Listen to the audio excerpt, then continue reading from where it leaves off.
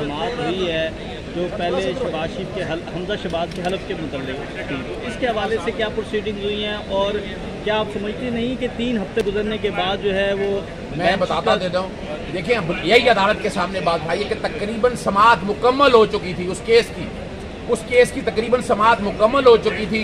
आज केस ये ट्रांसफर कर दिया गया और कोई हुक्म नहीं है इस केस के अंदर। अदालत ने ये फाइल जो है वो चीफ जस्टिस साहब, सारी फाइलें चीफ जस्टिस साहब के पास भिजवा दी हैं कि इसमें मुनासिब ऑर्डर किया जाए। हमारा नुक्ता नजर बड़ा वाज़ेह है, केस सारा सुन चुका है, इलेक्शन का मैटर है, इसको डिले नहीं करना चाहिए, ये अदालत के सामने रखा।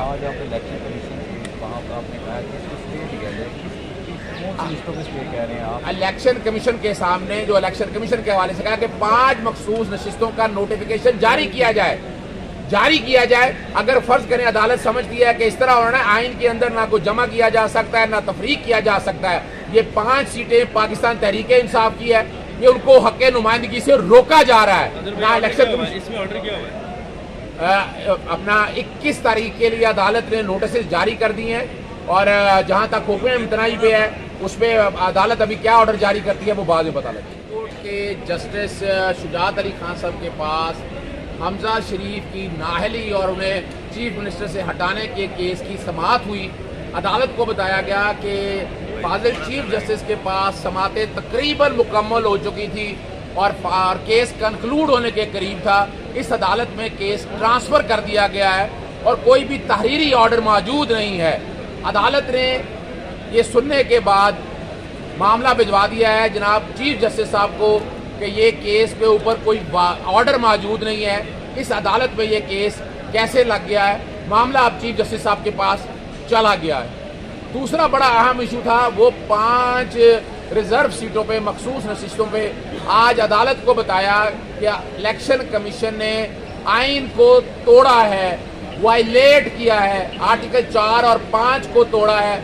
आर्टिकल 224 के अंदर बड़ा वाज़ेह तौर पर लिखा है कि रिजर्व सीटें जो हैं वो पार्टी लिस्ट में से आनी है, उसके लिए कोई इलेक्शन नहीं होना, उसके लिए कोई इलेक्शन की जरूरत नहीं है। इलेक्शन कमीशन का किरदार आइन के आर्टिकल 218(3) के तहत इलेक्शन करवाने का है। ये तो लोग मुंतखब हो चुके हैं, लिस्टें मौजूद हैं। अगर एक कोई आदमी फौत हो जाता है या रिजाइन कर जाता है या डिस्क्वालीफाई हो जाता है तो उस लिस्ट में से अगला जो है बंदा आ जाना है। और वैसे भी अगर मान लिया जाए मुतनासिब नुमाइंदगी के हवाले से जो रिजर्व सीटें हैं, रिजर्व सीटों का अगर रेशो भी निकाला जाए, अगर 20 की 20 सीटें पाकिस्तान मुस्लिम लीग नून जीत भी जाए वो तब भी जो खास तौर पर माइनॉरिटीज की सीट है उसमें से एक फर्द भी नहीं आ सकता। अदालत से गुजारिश की है, ये आइन तोड़ा जा रहा है। इलेक्शन कमीशन ने बदनीति की बुनियाद पर यह ऑर्डर किया है। जिस दिन केस की ये हेयरिंग थी पहले दिन, तो उस दिन बाकायदा इलेक्शन कमीशन के अफराद ने यह बताया कि हमारा नुक्ता नजर ये है कि ये सीटें इलेक्शन के बाद फिल की जाएंगी। तो मैंने कहा कि वो अपना ज़हन दे चुके थे, फैसला चाहे 2 दिन बाद आया है। और इलेक्शन कमीशन एक अदालत नहीं है, आइन के आर्टिकल 175 की वायलेशन है। और अटॉर्नी जनरल को और एडवोकेट जनरल को क्यों बुला लिया? वो तो उन दोनों जमातों को रिप्रेजेंट करते हैं। तो ये सारे का सारा आर्डर गैर कानूनी और गैर आइनी है, इसको मुस्तरद किया जाए।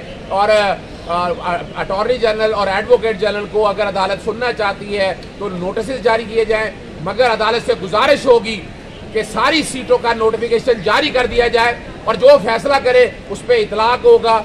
इलेक्शन कमीशन मखसूस नशिस्तों का नोटिफिकेशन नहीं रोक सकती।